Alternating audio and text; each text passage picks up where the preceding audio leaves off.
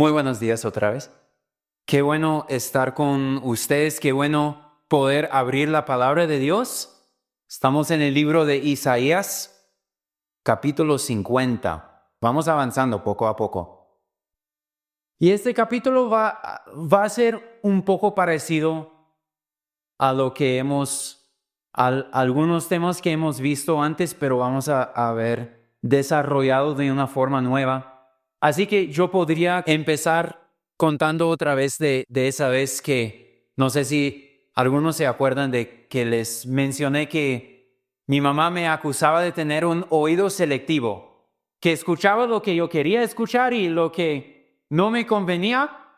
Luego cuando mi mamá decía, pero hijo, ¿por qué están los platos sucios cuando yo te pedí lavarlos? Y yo, pero mamá, no te escuché. Y bueno, pues tenemos como título para la prédica de hoy, Pueblo obstinado, siervo atento. Vamos a ver un contraste otra vez entre un pueblo que no quiso escuchar y más bien quería a la vez echar la culpa a otros, a Dios mismo, y un siervo que quedaba tan atento que dice que Dios despertó su oído cada mañana y él escuchaba y obedecía. Vamos a estar en Isaías 50, como mencioné, y en este capítulo vamos a encontrar el tercer cántico del siervo de Isaías, que no es que sea una canción literalmente, más bien una poema, podrías decir una poema profética, pero se ha dado ese nombre a algunos pasajes que ya venimos mirando. Isaías 42 era el primero, y luego recién Jason nos abrió Isaías 49 para ver otra vez el siervo ahí.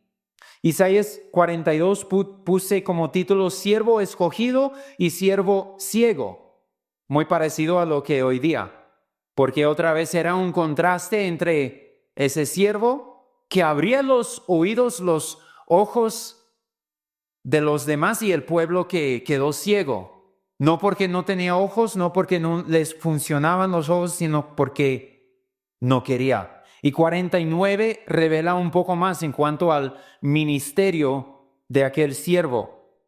Advenimiento de un redentor. Qué hermoso. Y enfatiza varias cosas que vamos a repasar de acá en un momento. Pero vamos entrando en Isaías 50. Voy a leer todo el capítulo y vamos a orar por otra vez que el Señor bendiga el estudio de su palabra. Así dice el Señor: ¿dónde está esa carta de divorcio con la que repudié a su madre? ¿O a cuál de mis acreedores los vendí? Por causa de sus iniquidades ustedes fueron vendidos, y por sus transgresiones fue repudiada su madre. ¿Por qué cuando vine no había nadie, y cuando llamé no había quien respondiera? ¿Acaso es tan corta mi mano que no puede rescatar, o no tengo poder para librar? Con mi reprensión seco el mar, convierto los ríos en desierto, sus peces huelen mal por falta de agua, mueren de sed. Yo revisto de negrura los cielos y hago de cilicio su cobertura. El Señor Dios me ha dado lengua de discípulo para que yo sepa sostener con una palabra al fatigado. Mañana tras mañana me despierta mi oído para escuchar como los discípulos. El Señor Dios me ha abierto el oído. No fui desobediente, ni me volví atrás. Ofrecí mi espalda a los que me herían, y mis mejillas a los que me arrancaban la barba. No escondí mi rostro de injurias y salivazos. El Señor me ayuda, por eso no soy humillado. Por eso he puesto mi rostro como pedernal, y sé que no seré avergonzado. Cercano está el que me justifica. ¿Quién discutirá conmigo? Comparezcamos juntos. ¿Quién es el enemigo de mi causa? Que se acerque a mí. Si el Señor Dios me ayuda, ¿quién es el que me condena? Todos ellos como un vestido se gastarán. La polilla se los comerá. ¿Quién hay entre ustedes que tema al Señor que oiga la voz de su siervo, que ande en tinieblas y no tenga luz, confíe en el nombre del Señor y apóyese en su Dios. Todos ustedes que encienden fuego, que se rodean de teas, anden a la luz de su fuego y entre las teas que han encendido, esto les vendrá de mi mano, en tormento yacerán. Señor Dios, gracias por confrontarnos con tu palabra, porque en nuestro camino nosotros naturalmente todos suponemos y creímos y defendemos que tenemos la razón, aunque estamos paso a paso naturalmente yendo hacia el mismo infierno, destruyéndonos a nosotros mismos y a la planeta que has creado y a las otras personas y todo. Gracias, Señor, por enviar a alguien que pudo rescatarnos de ese destino. Ábrenos nuestros ojos en esta mañana entonces y enséñanos a abrir los oídos para aprender de ti, tal como este siervo. En el nombre de Jesús, amén. Entonces, he puesto este bosquejo para el pasaje de hoy. Primero, en los primeros 3 versículos, el Dios que llama. Los primeros 3 versículos hay una clara distinción de 3 a 4 porque cambie como quién está hablando. Y esos primeros 3 versículos tienen mucho que ver con el capítulo anterior, pero vamos a llegar ahí. En segundo lugar, el siervo que escucha, versículos 4 a 9. Y al final, la decisión que queda, versículos 10 y 11. Y he puesto esto como la idea principal para esta mañana. Al escuchar el llamado de Dios y observar la actitud y la obra del siervo Jesucristo, debemos abandonar nuestro orgullo y correr a aquel siervo para confiar en él, obedecerle a él y seguir su ejemplo. Entonces, entramos en ese primer punto. Acá viviendo en un mundo material, es muy fácil que nos afecta en el corazón, en el alma.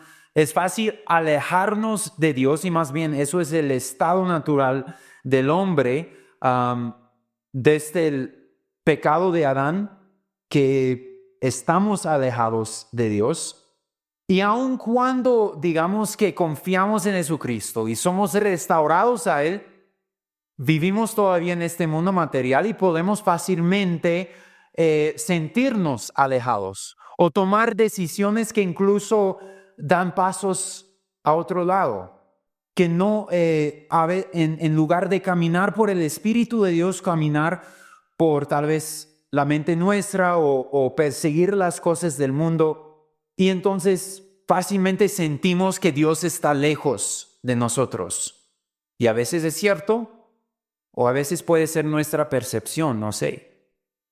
Pero a veces incluso llegamos a pensar como que Dios está tan lejos que no está controlando las cosas alrededor.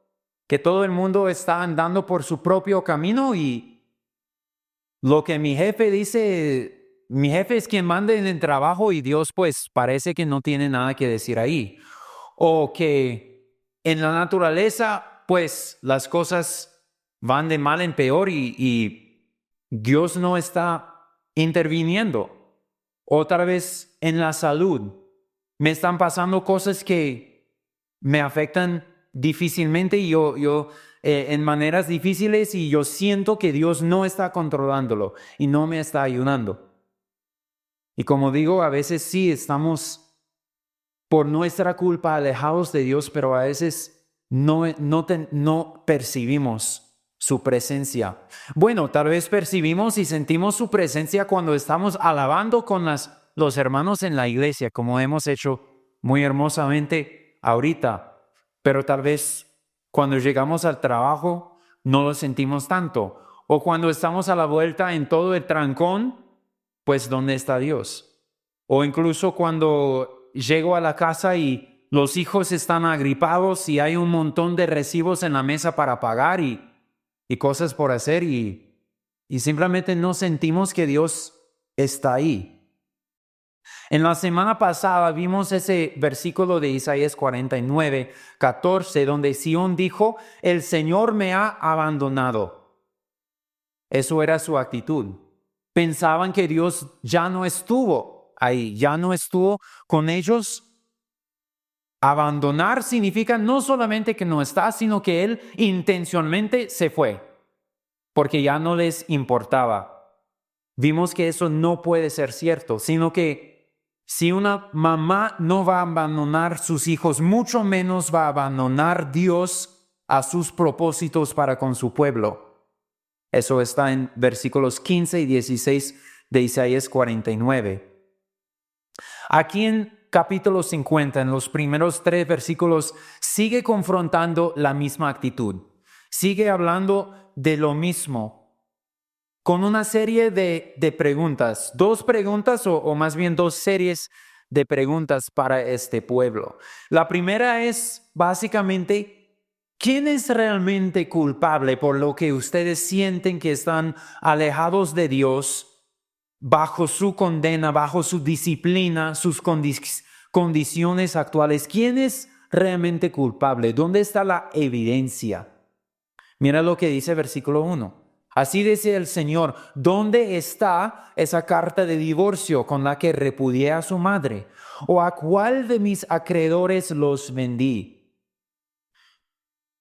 Una carta de divorcio evidenciaría que Dios había despojado totalmente a Israel. Y parece que Dios está diciendo, ¿dónde está aquella carta? Si realmente Dios es quien quiso divorciarse de ese pueblo, ¿dónde está la evidencia?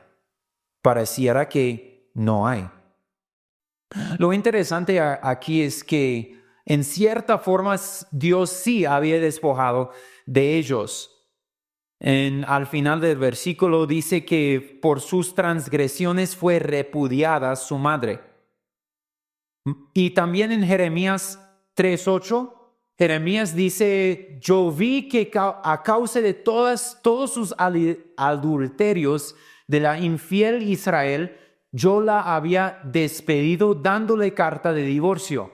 Con todo, su rebelde hermana Judá no tuvo temor, sino que ella también fue y se hizo ramera. Está haciendo una comparación parecida y en este versículo Jeremías, bueno, Dios dice por medio de Jeremías que sí, se había divorciado y incluso dado una carta de divorcio para Israel, en este caso el pueblo del norte. Bueno, entonces no debemos exigir demasiado a la imagen, porque, claro, Dios no se case como un hombre se case con una mujer. No tiene relaciones íntimas como los humanos, como dicen algunos, como los mormones, que no, Dios no es un humano, no es como nosotros. Y entonces la carta de divorcio y ese punto es figurativo para decir qué ha hecho Dios y qué no ha hecho Dios con ese pueblo. Y el punto de este pasaje de Isaías 50 principalmente es esto, que aunque los judíos se habían separado de Dios y sus bendiciones por su pecado, no es que Dios se aburrió de ellos y que Dios quiso violar el pacto. No era la culpa de Dios. La segunda frase de versículo 1 dice, ¿a cuál de mis acreedores los vendí? Y aquí tenemos la imagen de una persona que tiene tantas deudas y no tiene ninguna manera de pagar sus deudas, y legalmente entonces la única opción que le queda es venderse esclavo o incluso vender a sus hijos para trabajar por otros como esclavos. Y en la ley de Israel había Dios había dado restricciones para esa práctica, y lo máximo creo que era 7 años que podía durar, creo que era 7 años el jubileo, que terminaría ese contrato de esclavitud, y no deberían abusar tampoco a los esclavos, pero sí era una última forma de poder pagar la deuda. Y Dios lo menciona como para decir que absurdo pensar que Dios ha abandonado a su pueblo por su propia culpa. Piénsalo. ¿Con quién está endeudado Dios? ¿A quién le debe algo? Dios mismo dice a Job, en Job 41, ¿quién me ha dado algo para que yo se lo restituya? Cuanto existe debajo de todo el cielo es mío. Entonces, si Dios no tiene acreedores, si no tiene deudas, no ha vendido su pueblo. No es que Dios no sea capaz de alimentar, de bendecir, de dar todo, de soportar y sostener a su pueblo. No es eso. Eso es absurdo. Si fuera así, entonces muéstrame la deuda, muéstrame el creador, pero no es así. ¿Cuál es entonces la razón? Dios dice, por causa de sus iniquidades ustedes fueron vendidos, y por sus transgresiones fue repudiada su madre. Entonces creo que el primer paso para cuando nosotros tal vez nos sentimos alejados de Dios, sentimos que Dios no está ahí, no nos está apoyando, las cosas andan mal y es culpa de Dios. Tal vez hemos llegado a sentir así, pero el primer paso hacia la restauración es abandonar ese tipo de orgullo, dejar de echar la culpa y reconocer nuestro pecado. Tenemos como humanos tenemos toda la tendencia en el orgullo de pretender tener la razón siempre. Y eso mencioné con una reunión de parejas recientemente, que incluso en el matrimonio, la tentación es cuando algo pase, yo me defiendo y echo la culpa a la persona que está ahí, que será mi esposa. Y eso no ayuda a nada, ¿cierto? A veces también tenemos la tendencia a echar la culpa a Dios. Pero el primer paso a arreglar esas cosas es reconocer, yo soy el culpable. Yo necesito ser salvo. Yo tengo el pecado. Israel tenía que reconocerlo y todos nosotros tenemos que hacerlo igual. Es el primer paso hacia la salvación. Cuando escuches el Evangelio de Jesucristo, el primer paso, humanamente hablando, es reconocer que yo soy pecador delante de Dios. Yo he pecado, yo he hecho lo malo, yo no merezco la salvación, yo no merezco vivir por siempre en su presencia, sino vivir bajo su condena. Pero aún para nosotros que somos creyentes, que hemos recibido ese don de la salvación, tenemos que seguir practicando eso. Dejar de echar la culpa a otros, sea a Dios, sea a mi esposa, sea a cualquier persona, y reconocer diariamente cuando he fallado frente a Dios y frente a otros, confesar y arrepentirme del pecado. Bueno, la segunda pregunta o la segunda serie de preguntas está en versículo 2 y dice, ¿por qué cuando vine no había nadie? Y cuando llamé no había quien respondiera. ¿Acaso es tan corta mi mano que no puede rescatar? ¿O no tengo poder para librar? Aquí Dios dice que no es que no quiso rescatar a su pueblo, no es que no pudo rescatar a su pueblo. La mano corta es una figura de decir que no tiene poder, no tiene la habilidad. Tal vez como Jonás pensaba, cuando quiso huir de la presencia de Dios, pensaba mirar la mapa y dice, Tarsis, ahí va, ahí está. Yo voy por ahí. No, Tarsis no. ¿Cuál era? No me acuerdo, qué pena. Pero ven una ciudad lejana y dice, por ahí voy y Dios no me va a alcanzar, no me va a ver hasta ahí. Y ahora el pueblo no está por allá, sino está por el lado opuesto en Babilonia. Y tal vez algunos llegarán a pensar que Dios, pues, es Dios de Israel y su mano no extiende hacia Babilonia, muy lejos para Dios. No, qué ridículo que el Dios que creó a la tierra y lo mantiene día tras día, creó hasta las estrellas más remotas. Él tiene una mano que puede llegar hasta cualquier situación, cualquier lugar. Y menciona como evidencia de esto lo que ha pasado en la historia de Israel. Con su represión seca el mar, probablemente hablando del Mar Rojo. Y luego dice, convierto los ríos en desierto. Puede estar hablando del río Jordán, cuando Israel cruzó para llegar a la tierra prometida. Pero el punto no es solamente lo que pasó en la historia, sino que Dios tiene control total sobre la naturaleza. Y cuánto más tiene control sobre la situación actual de este pueblo y también de nosotros. Entonces no es que a Dios le falte control, poder o interés, sino es que Dios vino y no había nadie. Quiso salvar y no quisieron escuchar. Para darles un ejemplo de lo que históricamente pasó así, piensan en Jeremías. Jeremías predicó vez tras vez a Jerusalén y a los judíos del reino del sur. Arrepiéntense, porque si no la ciudad se va a caer en manos de Babilonia. ¿Cómo respondieron? No escucharon.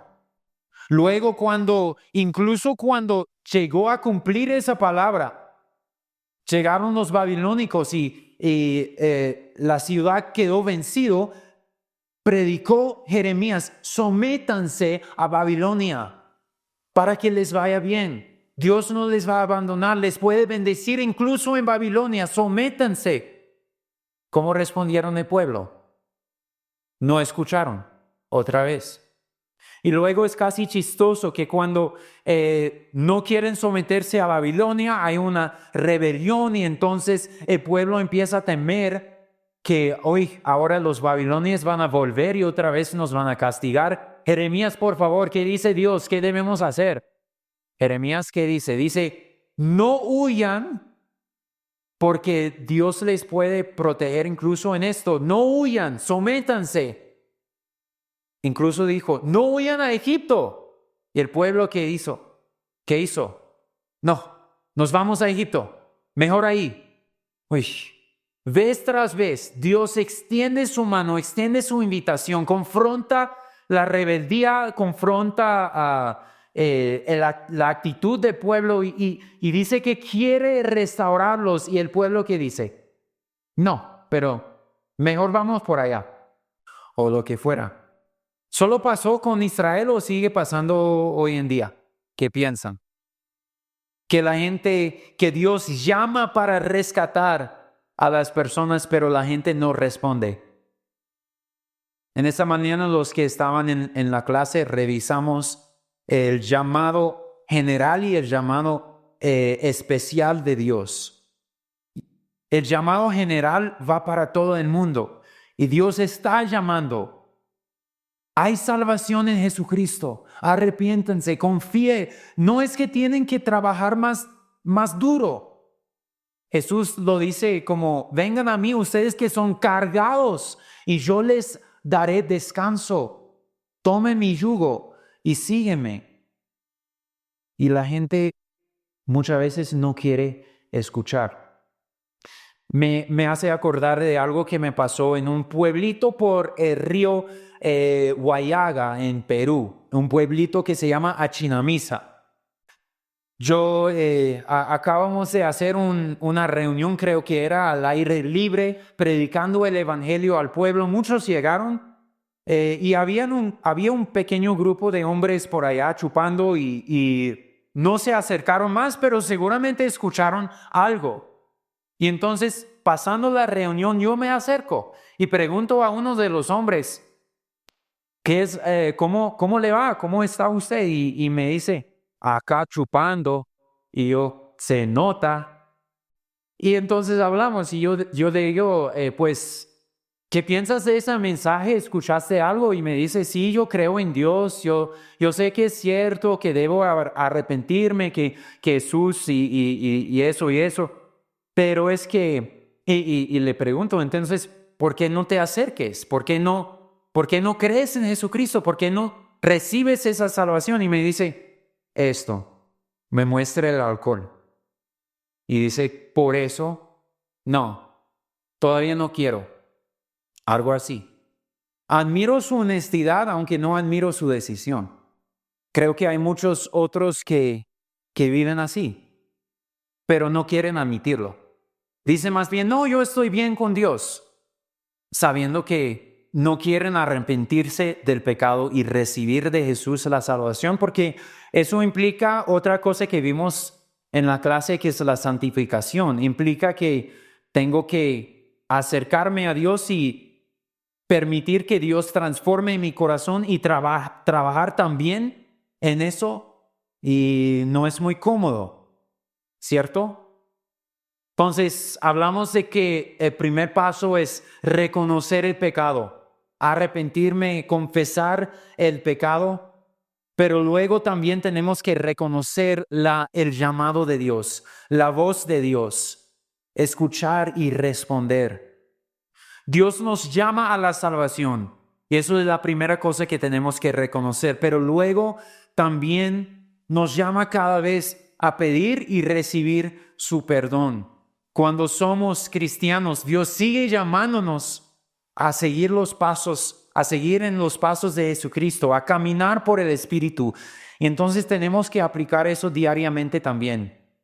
Escuchar a Dios, confesar, arrepentirnos, escuchar y responder a su llamado. Pero aquí Dios dice que no había nadie. Cuando Él vino, cuando quería extender su mano, cuando quería salvar, no había nadie que respondió, que escuchó. Pero sí habrá alguien. Habrá un siervo que escucha. Entramos en el segundo punto y en el versículo 4.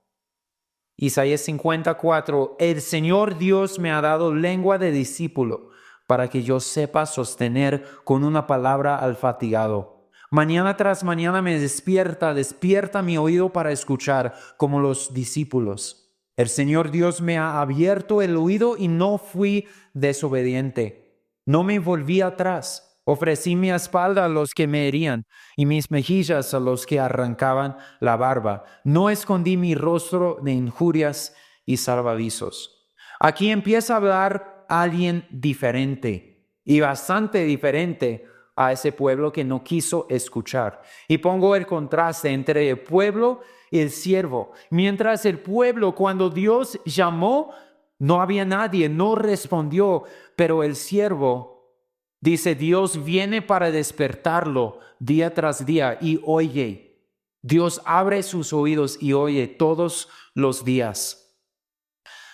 El pueblo fue desechada por su pecado, pero el siervo dice que es un discípulo de Dios. En la Reina Valera usa la palabra sabio, creo.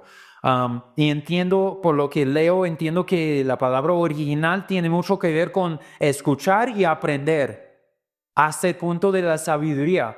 Pero puede ser una palabra muy relacional, como la palabra discípulo. El discípulo es alguien que no solamente escucha de lejos, no solamente lee los escritos, sino también conoce y escucha de cerca.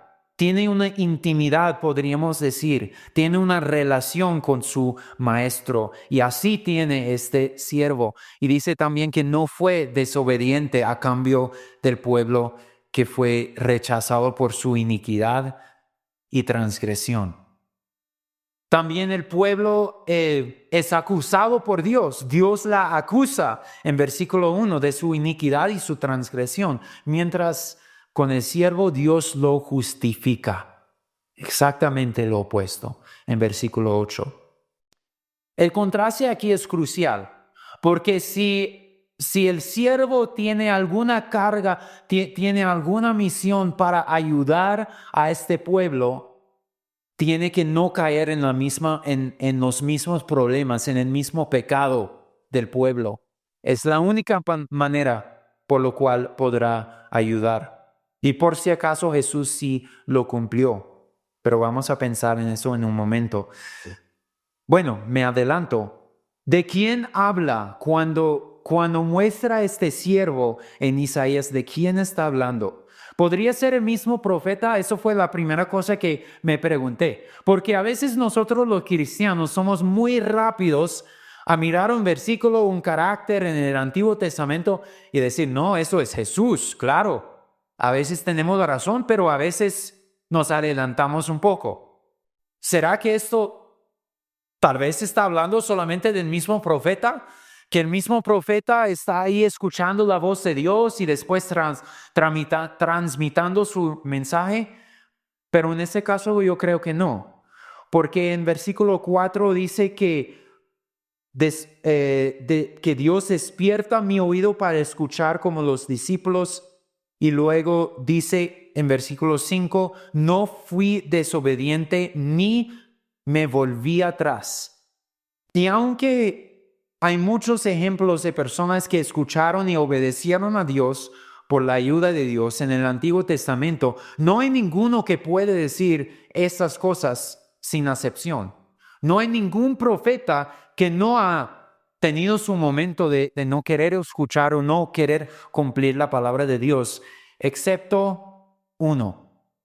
Hay uno que dijo esto: y aquel que me envió está conmigo, no me ha dejado solo, porque yo siempre hago lo que le agrada. ¿Quién está hablando aquí? Jesús. Jesús es el único que tiene esa relación, que cada mañana, cada día escucha y tiene esa cercanía personal, íntimo con Dios, sin acepción, sin falla, y siempre le agrada, siempre le escucha y le obedece a Dios. También podríamos confirmar esto mirando los paralelos con los otros pasajes del siervo que hemos visto en otros domingos. Por ejemplo, en los tres pasajes, Isaías 42, 49 y 50, Dios lo llama al siervo y lo encarga con su misión. Enfatiza que Dios es quien lo hace, tal como en versículo 4 aquí, el Señor Dios me ha dado lengua de discípulo. Dios, luego, este siervo sostiene o restaura a los oprimidos, y en cada capítulo lo muestra con diferentes palabras, diferentes formas, pero está en 42:3, en 49:9 y en 54, donde dice, para que yo sepa sostener con una palabra al fatigado. Y eso es como es esta parte de sostener o restaurar a los oprimidos, es un vistazo de la misión del Mesías, del siervo, que va a poder restaurar a la humanidad, a todos los que le siguen, le creen, los que estaban bajo el castigo del pecado, bajo la opresión del pecado y de todas sus consecuencias. Luego este siervo obedece fielmente hasta cumplir con su misión. Lo hemos visto en 42 en particular, y aquí también en 50, donde dice, no fui desobediente. Y luego dice, por eso, en versículo 7, por eso he puesto mi rostro como pedernal. Yo sé que no seré avergonzado.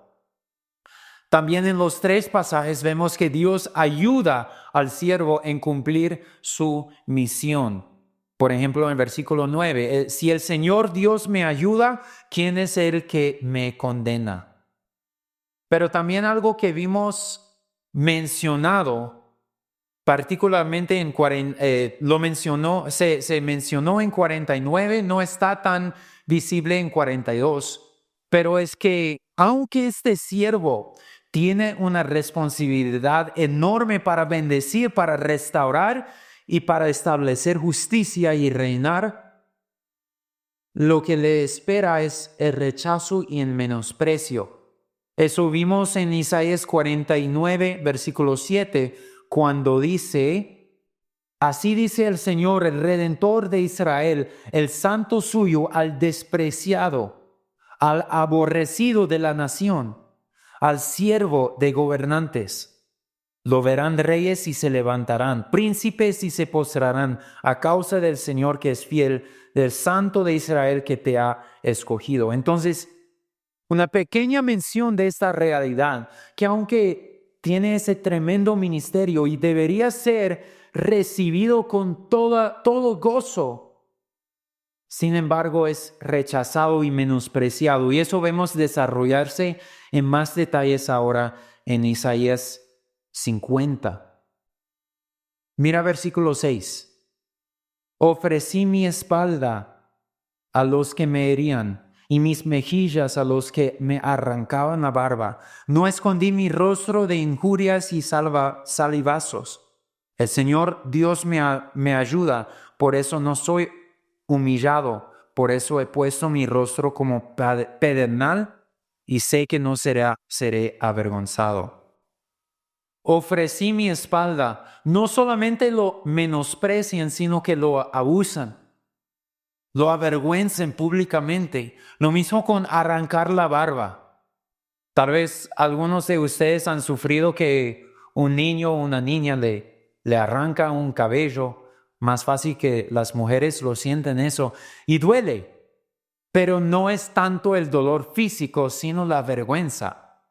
Porque en ese tiempo creo que todos los hombres de Israel crecían la barba y tenían una barba larga, no como la mía, sino larga. Y entonces agarrarlo y quitarlo es como quitar uno de sus símbolos de masculinidad y símbolos de ser un buen hombre judío. Menciona la barba de Aarón en uno de los santos, los salmos, como una cosa de honor, digamos. Y quitarlo públicamente y después que ese hombre ande por la calle mostrando los heridos donde antes tenía la barba. Imagínate, creo que más fácil para pensar en las mujeres, ¿cómo sería si alguien te arranque el cabello y tienes que andar así? Es una vergüenza pública, encima de ser un dolor. Pero ¿cuál es su actitud? ¿Se defiende este siervo? No, sino que dice, ofrecí mi espalda a los que me herían y mis mejillas a los que me arrancaba la barba. Esto me hace acordar de lo que enseña Jesús en Mateo 5. Aquí está. Dice, yo les digo, no resistan al que es malo, antes bien a cualquiera que te abofetee en la mejilla derecha, vuélvete también la otra. Al que quiere ponerte pleito y quitarte la túnica, déjale también la capa. Y cualquiera que te obliga a ir 1 kilómetro, ve con él 2. Pero Jesús no solamente enseñó así, sino también actuó. También lo aplicó. Primera de Pedro 2 habla de Jesús diciendo que él no cometió pecado, ni engaño alguno fue hallado en su boca, se halló en su boca. Y quien cuando lo ultrajaban no respondía ultrajando, cuando padecía no amenazaba, sino que se encomendaba a aquel que juzga con justicia. También un versículo más que no puse en la pantalla, pero cuando menciona que he puesto mi rostro como pedernal, eso me acuerda claramente de lo que Jesús dice en Lucas 9, que dice que dice de Jesús que afirmó su rostro para ir a Jerusalén, sabiendo exactamente lo que esperaba ahí, sabiendo que ir a Jerusalén significaba el sufrimiento y la muerte, pero afirmó su rostro. Puso su rostro como pedernal, como piedra, duro. Significa que tomó su decisión y no lo va a cambiar. Nadie lo va a hacer cambiar. Incluso cuando uno de sus mejores discípulos le dice, pero Señor, no, por favor, tú no vas a sufrir, tú vas a reinar. ¿Qué responde Jesús a Pedro? Pártate de mí, detrás de mí, Satanás. Así fue la actitud de Jesús. Enfrenta el menosprecio y la persecución desde una posición de plena confianza en Dios. Por eso se puede seguir adelante. Mira lo que dice versículo 8. Cercano está el que me justifica. ¿Quién discutirá conmigo? Comparezcamos juntos. ¿Quién es el enemigo de mi causa? Que se acerque a mí. Si el Señor Dios me ayuda, ¿quién es el que me condena? Todos ellos como un vestido se gastarán, la polilla se las comerán. No es que no hay quien se opone a esta misión, pero 3 veces pregunta ¿quién? ¿Quién discutirá conmigo? ¿Quién es el enemigo de mi causa? ¿Quién es el que me condena? No es que no hay nadie, porque sí, tiene enemigos. Hay muchos, incluso el mismo pueblo, los mismos que vino para salvar, lo rechazan, lo abusan. Pero Él conoce el fin de los que rechazan y nunca se arrepientan, nunca confiesan ese pecado y nunca cambian de ese sentir. Dice que se gastarán, la polilla se los comerán. Dios tendrá la victoria al final y el siervo y Jesucristo y los que están en Jesucristo serán vindicados. Él será glorificado delante de todos. Los que intentan resistir su obra no son nada comparado con Dios. Y el sufrimiento de ese momento cuando Jesús estaba en la tierra y también el sufrimiento de los que siguen los pasos de Jesús, dice Pablo, no es nada comparado con la gloria que espera. Y entonces puede decir, ¿quién discutirá? ¿Quién es el enemigo? ¿Quién es el que me condena? ¿De quién hablan esas profecías?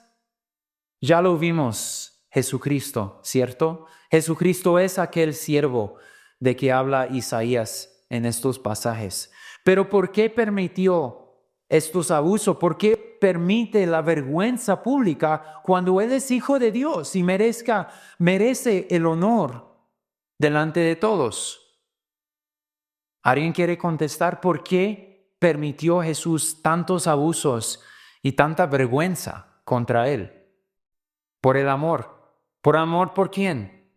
Por su pueblo, por nosotros incluso los que confiamos y conocemos a Jesucristo. Por amor al mundo. Porque Él tuvo que sufrir el castigo que nosotros merecemos. Es algo que vamos a ver en más detalle en Isaías 53, un pasaje hermoso que ya vamos llegando hacia ahí. Ya vimos que nosotros los humanos queremos defender nuestro orgullo, echar la culpa a otros, pero no confesar que yo soy el pecador. Esconder donde hay lugares en mi vida que sí soy culpable, que sí no son buenos, no quiero mostrar a los demás. Pero si nosotros somos los que hemos ignorado a Dios, rebelado, menospreciado a Dios, rechazado a Dios, entonces nosotros somos los que merecemos ser humillados, avergonzados frente a Dios y frente al mundo. Merezco que mi pecado secreto sea expuesto públicamente y castigado públicamente frente a Dios y frente al mundo. Merezco yo los heridos, las injurias, los salivazos que recibe este siervo. Merezco andar por la calle con mi barba, con mi cabello quitado, como si fuera tal vez un borracho que no puede controlarme a mí mismo, que no puedo arreglarme, que no he bañado en 2 años y todo el mundo me desprecia porque mi pecado es obvio.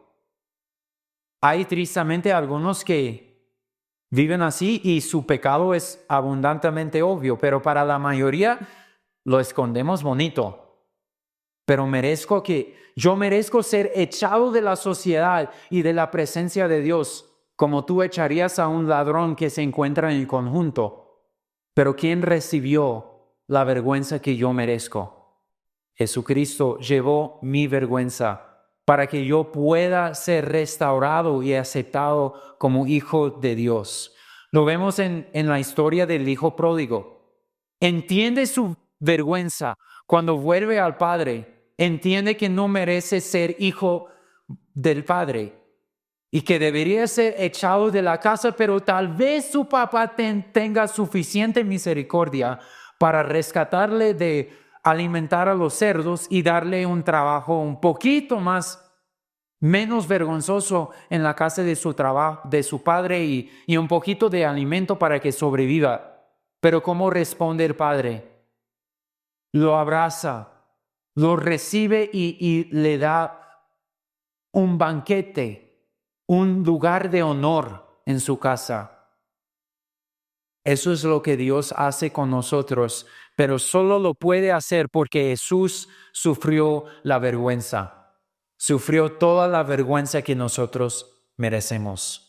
Entonces nosotros tenemos que abandonar el orgullo, dejar de echar la culpa y correr a aquel siervo que sufrió para nuestra salvación. Creer en Jesús y aceptar lo que Él hizo para nosotros, que es una invitación para ser restaurado a Dios por medio de Él. Y con eso llegamos al último punto, la decisión que queda. Viviendo en este mundo material es fácil alejarnos de Dios o sentir incluso que Dios está lejos y que ya no tiene control de las cosas que afectan a mi vida. No sé si te has sentido así. No sé si incluso algunos de ustedes hoy día o esta semana pasada han sentido algo así.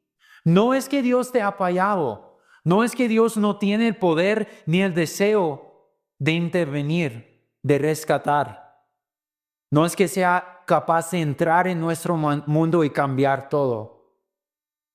Pero sentimos los efectos de nuestro pecado. Nuestro pecado nos aleja de Dios. También vivimos en un mundo donde sentimos los efectos de los pecados de otras personas, de nuestros antepasados, incluso de Adán y Eva. Sentimos los efectos de un mundo caído. La tentación entonces, cuando sentimos esos efectos, cuando nos sentimos en dificultades, es buscar una solución rápida por medio de lo que nosotros podemos hacer en el poder humano. Pero fíjate en versículos 10 y 11. ¿Quién hay entre ustedes que tema al Señor, que oiga la voz de su siervo, que ande en tinieblas y no tenga luz? Confíe en el nombre del Señor y apóyese en su Dios.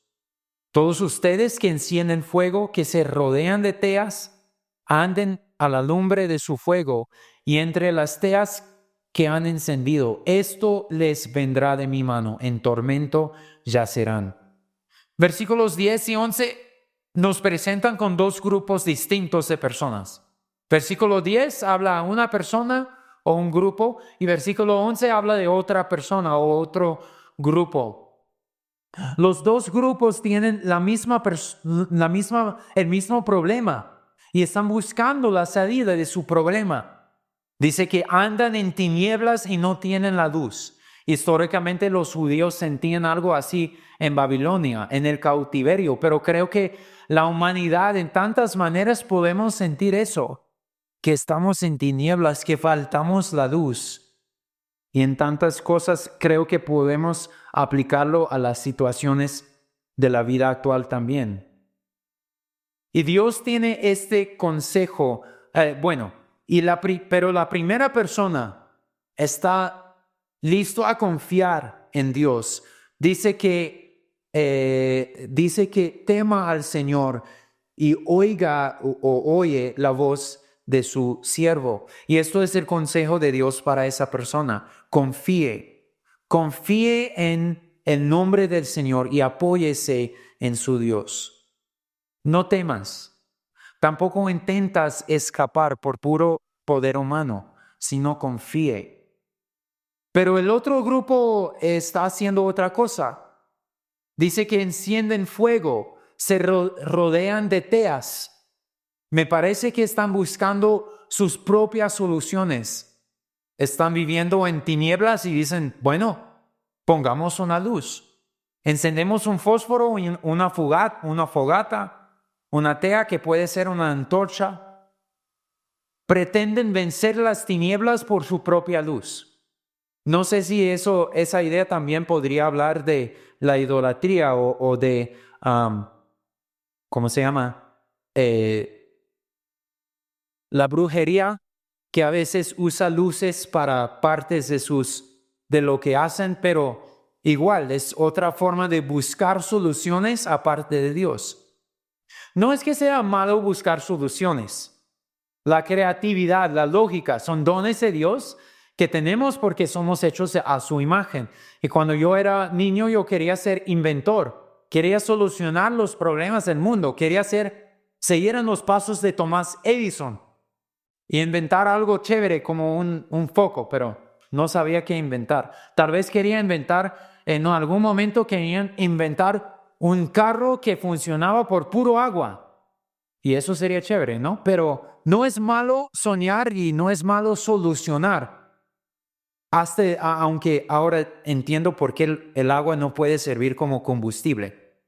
Pero el problema es cuando usamos nuestro esfuerzo, nuestra creatividad y lógica para huir de Dios, para resistir a Dios y quedarnos independientes, porque no quiero acercarme, no quiero depender de Él.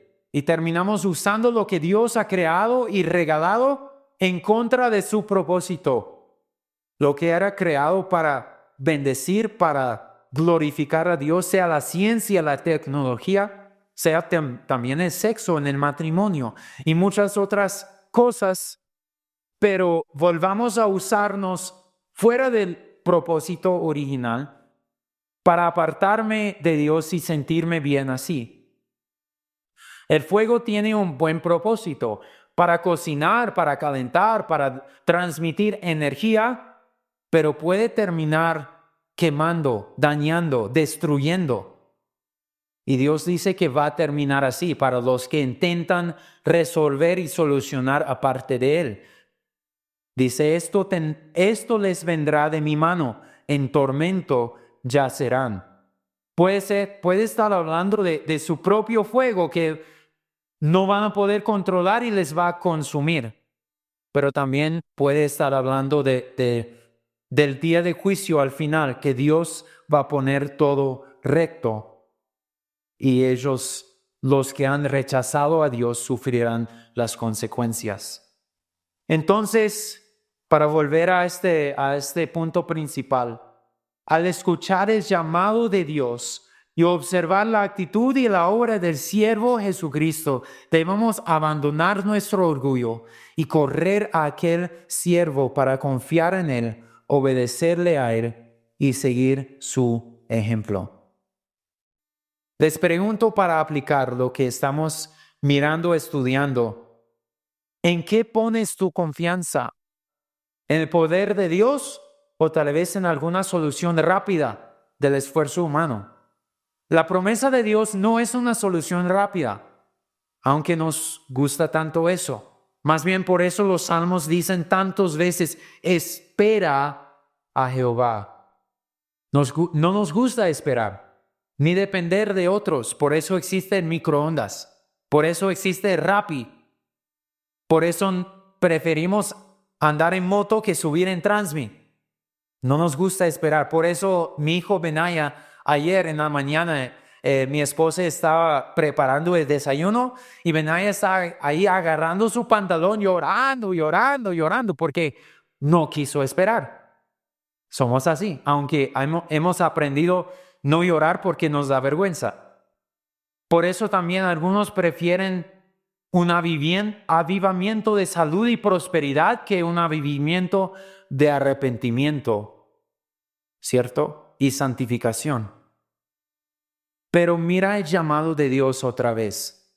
¿Quién hay, versículo 10, quién hay entre ustedes que tema al Señor, que oiga la voz de su siervo, que ande en tinieblas y no tenga luz? Pues esa persona también está en las dificultades, está andando en tinieblas. Pero dice, confíe en el nombre del Señor y apóyese en su Dios.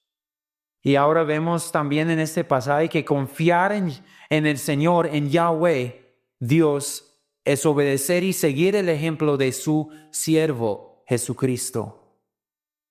Incluso seguirle en la paciencia, en el sufrimiento, en el rechazo y el oprobio. Eso es lo que vemos tantas veces en el Nuevo Testamento, en ejemplos de personas como Pablo. Pero hay algunas frases que tal vez reconocieron en versículo 8 y versículo 9, cuando dice, cercano está el que me justifica, ¿quién discutirá conmigo? Y luego cuando dice, si el Señor Dios me ayuda, ¿quién es el que me condena? Aprendí algo muy parecido, pero lo vi en el Nuevo Testamento antes de verlo aquí. ¿Saben qué pasaje usa palabras así? Romanos 8. Pero ¿de quién está hablando cuando lo dice en Romanos 8? Aquí dice, entonces, ¿qué diremos a esto? Si Dios está con nosotros, está por nosotros, ¿quién estará contra nosotros? El que no negó a su propio Hijo, sino que lo entregó por todos nosotros, ¿cómo no nos dará también junto con él todas las cosas? ¿Quién acusará a los escogidos de Dios? Dios es el que justifica. ¿Quién es el que condena? Cristo Jesús es el que murió, sí, más aún el que resucitó, el que además está a la diestra de Dios, el que también intercede por nosotros. ¿Quién nos separará del amor de Cristo? ¿Tribulación o angustia o persecución o hambre o desnudez o peligro o espada? Fíjate que en esta lista última no nos garantiza que no habrá. Más bien sí habrá tribulación, habrá angustia, persecución, hambre, vergüenza, desnudez, menciona, peligro y espada. ¿Pero nos puede separar del amor de Dios? No. Qué increíble ver casi las mismas palabras que Jesucristo mismo usa a través del siervo profetizado, pero ahora nosotros podemos usar. Lo que Jesús dijo, Dios es quien me justifica. Ahora nosotros, los que estamos en Cristo, podemos decir, Dios es quien nos justifica. Qué increíble tener la misma seguridad y confianza que el Hijo de Dios. Que vivamos así. Y otra vez, no significa que no habrá sufrimiento, pero eso nos da el poder de poder aguantar, enfrentar el sufrimiento, la angustia, la persecución, etc. No se preocupen, ya no hay más pantallas. Entonces, iglesia, termino preguntándoles cómo podemos obedecer y seguir el ejemplo de aquel siervo. Dependiendo de Dios. No escuchando a los que aman, tal vez quieren enfrentar al testimonio de Cristo, no temiendo a la persecución. La paciencia, el gozo en la trancón incluso, o en el trabajo incluso, ser testigos ahí. Pero también hay un par de otras cositas que menciona en este pasaje que quiero que reflexionemos y apliquemos. Versículo 4. Mira otra vez. Vamos a empezar al final y luego el principio. Mañana tras mañana, versículo 4, el segundo parte. Mañana tras mañana me despierta mi oído para escuchar como los discípulos. O que aprendamos a imitar ese tipo de intimidad, de aprendizaje, de escuchar como un discípulo, como un aprendiz personal. Y ahora podemos porque somos discípulos de Jesucristo y por medio de él, discípulos de Dios. ¿Y cuál es el propósito de escuchar a Dios? Bueno, parte de ello es lo que dice en la primera parte de versículo 4. El Señor Dios me ha dado lengua de discípulo para que yo sepa sostener con una palabra al fatigado. Al escuchar a Él y aprender de Él, de Jesucristo, el perfecto siervo, podemos aprender a hablar con la lengua de un discípulo. y así sostener con una palabra al fatigado, incluso aquí, incluso ahora. Hablando, tal vez esa palabra puede ser hablar del amor de Dios, de la compasión, mostrar la actitud que tuvo Cristo en esta tierra cuando se encontró con personas afligidos, oprimidos, enfermos, incluso personas que estaban en el pecado, pero estaban dispuestos a confesar y cambiar de ese pecado. Puede ser una palabra del Evangelio, obviamente, proclamar que hay salvación en Jesucristo. O puede ser tal vez un consejo bíblico, en un momento adecuado, poder aconsejar a una persona que está luchando contra algo y que este mundo no puede darle resoluciones, sea la depresión, sea una adicción, sea problemas en el matrimonio.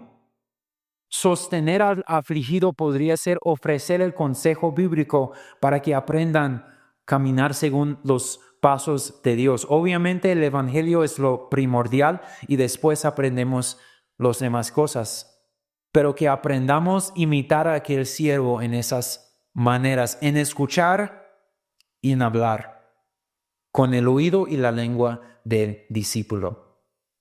Entonces, que dejemos el orgullo y la autosuficiencia.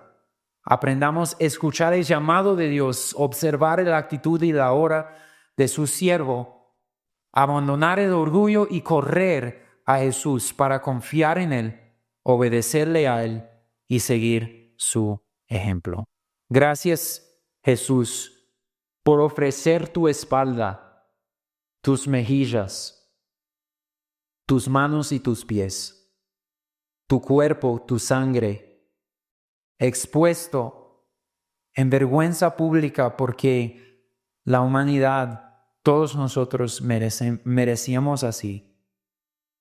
Y solo por medio de un sacrificio así, nosotros podemos ser aceptados frente a Dios en una posición de honor.